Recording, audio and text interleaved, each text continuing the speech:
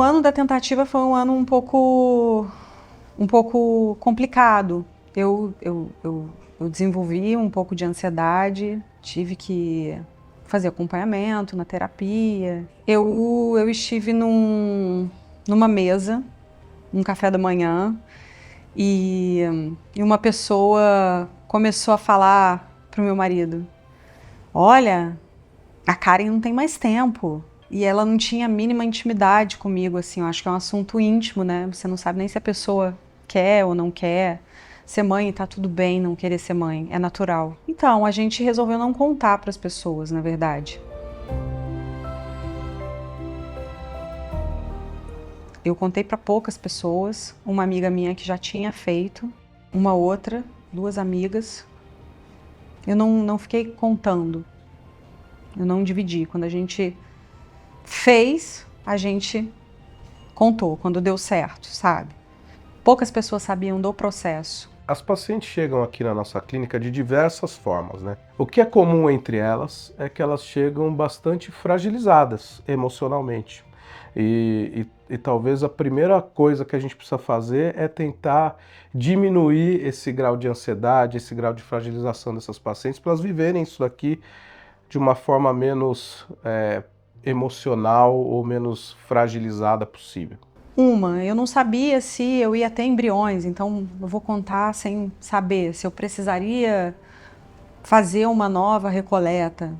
Então foi um processo um pouco sozinho, é um processo sozinho. E se você foca realmente nas histórias, começa a pesquisar estatística, você é tomada pelo medo, porque estatísticas são números e números você não pode generalizar. A Karen, quando tinha 38 anos, ela pensou o seguinte, ela teve essa informação, ela teve o privilégio dessa informação, que é o que eu quero dar para vocês agora. Ela pensou o seguinte, poxa, eu tô chegando numa idade que meus óvulos estão perdendo qualidade, eu quero ser mãe, mas eu ainda não penso em ser mãe por diversos motivos. Não penso em ser mãe agora, mas eu sei que depois eu vou querer, mas eu sei que depois eu posso ter dificuldade. Portanto, o que ela fez? Ela congelou os óvulos. A gente chama isso de preservação da fertilidade, né? Ela congelou os óvulos para quê? Para preservar a qualidade desses óvulos. Quando a gente congela os óvulos numa determinada idade, quando a gente for utilizar esses óvulos para engravidar, isso pode ser no tempo indeterminado, esses óvulos vão manter a qualidade de quando tinham sido congelados. Então a Karen engravidou agora, com 42 anos, dos óvulos de quando ela tinha 38. Então a chance dela engravidar era a mesma chance que ela tinha quando tinha 38 anos de idade. O ideal mesmo é congelar os óvulos até em momento mais precoce do que isso. Antes de 35 anos é o ideal.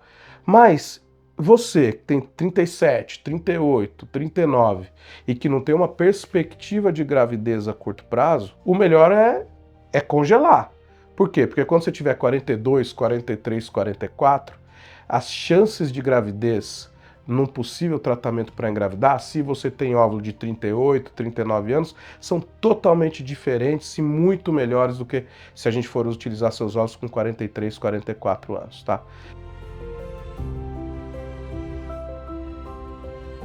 Eu que estava meio insegura de começar. Mas depois de um ano a gente tentando engravidar, a gente tomou a decisão que usar os meus óvulos. E do processo em si eu sabia pouco. Então, a fertilização in vitro é um tratamento que tem algumas etapas, tá? A primeira etapa da fertilização in vitro é a indução de ovulação. A indução de ovulação normalmente começa entre o segundo e o terceiro dia da menstruação do ciclo em que formos fazer o tratamento. A gente começa usando algumas medicações, que são medicações para a gente ter a melhor ovulação possível naquele período de tempo, naquele ciclo especificamente. Vai chegar um momento, isso é mais ou menos 10 a 12 dias depois que a gente começou todo o processo, que esses folículos vão estar de um tamanho que me dizem o seguinte, olha, os meus óvulos aqui dentro, eles já estão ficando maduros. E esse é o momento que a gente vai agendar o que a gente chama de coleta de óvulos, a captação, que é a segunda etapa do tratamento de fertilização in vitro. Este procedimento dura de 10 a 15 minutos. Depois disso, a mulher acorda e eu já estou com os óvulos dela aqui na minha mão. Nesse mesmo dia, o marido vai colher os espermatozoides. Dessa forma, eu vou estar com os óvulos numa mão, os espermatozoides na outra. E aí vem uma terceira etapa da fertilização in vitro, que é a etapa do laboratório. Esses óvulos, esses espermatozoides, eles estão no nosso laboratório, e aí a gente vai promover o encontro dos óvulos com os espermatozoides. É isso que é a fertilização. Isso pode ser feito de duas formas. A fertilização in vitro convencional, em que a gente coloca um óvulo perto de vários espermatozoides e aguarda os espermatozoides fazerem naturalmente o papel deles, que é entrar dentro do óvulo e fertilizar aquele óvulo. Ou, o que é mais comum hoje em dia, é fazer um procedimento que chama ICSI. A gente pega um óvulo, a gente escolhe um espermatozoide e injeta esse espermatozoide dentro do óvulo. Esse é um método que permite a gente ter mais embriões, por isso que é o mais utilizado. Enfim, dessa forma, vamos gerar os embriões. Estes embriões a gente vai aguardar o desenvolvimento durante 5 a 7 dias. E durante esses dias a gente vai falando com os pacientes para dizer como esses embriões estão se desenvolvendo. Se depois de tudo isso a gente tiver bons embriões, estes bons embriões a gente vai pegar e vai colocar no útero. Que todo dia te ligam para te falar, olha, alguns estão desenvolvendo, outros não. Você tem aquela notícia diária, então gera uma expectativa, assim. Então, essa semana, ela é bem tensa.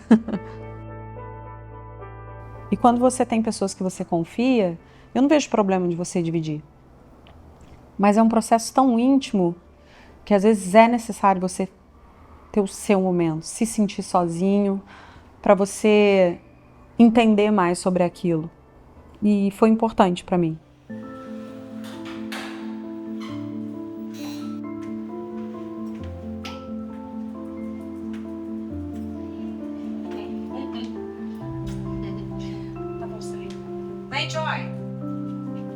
A gente já se conhece há alguns anos e ficamos mais próximos há 5 anos. Me deu essa notícia, foi quando, daqui a pouco ela olha, estava em lágrimas, assim. Foi muito emocionante, foi uma vitória, né, porque passar por todo esse processo, né, de cuidar da saúde dela, mental, de novamente ter poucas expectativas e depois ter que lidar, né, ficou realmente, foi um período importante ali, foi emocionante. A gente se conheceu num trabalho há mais de 15 anos atrás, eu não lembro exatamente quanto tempo, mas a gente fazia uma novela, a gente fazia a mesma novela juntos e aí foi aquela coisa, né? Conheceu, fica amiga e nunca mais desgrudamos. Cara, é muito difícil porque eu acho um processo, apesar de eu ter o meu marido do meu lado, a minha família, eu achei um processo solitário. É uma angústia muito grande, é uma ansiedade, é uma cobrança. A mulher sofre muito nesse processo. Fora isso, são os hormônios, né? É tudo. É tudo. Eu conversava com Deus, eu fazia de tudo. Falava, eu quero tanto dar um irmão para minha filha, eu não conseguia naturalmente. Eu acreditava tanto que o processo da fertilização ia funcionar. Como eu passei por esse processo e algumas vezes essa angústia, que eu sei como é que é, né? Você tá lá, cada ultra, você espera que aqueles óvulos eles multipliquem, aí que tire o óvulo, tudo é um processo muito ansioso. E aí eu evitei de ficar perguntando para ela, porque as pessoas faziam isso comigo e era horrível quando você não tinha uma boa notícia. Então eu falei, vou deixar a Karen, nesse momento dela, viver isso, que eu sei que é muito ruim, então deixa ela e o Henrique viverem isso. Você se sente mais inchada, eu sei que a mulher fica diferente nesse período. Então eu falei, eu vou deixar ela, de vez em quando eu almoçava, eu não perguntava muito. E ela, quando engravidou, ela demorou a me contar porque a gente não tinha tempo juntas, só nós duas. Eu estava num monte de viagem, um monte de festival. E aí um dia ela falou assim, amiga, eu preciso almoçar só com você. Foi quando a gente foi almoçar e ela me contou. E eu fiquei assim, primeiro eu fiquei muito feliz, depois eu falei, Karen, você conseguiu de primeira! Isso é o máximo! Pra mim isso era assim, tão difícil, tão difícil. E eu fiquei muito feliz, eu fiquei assim, radiante, eu falei, cara, que merecimento, que bom que ela conseguiu de primeira e não passou por tanta angústia e tanto, enfim, tanto sofrimento que a gente passa quando a gente não consegue, são as frustrações. Ela merece.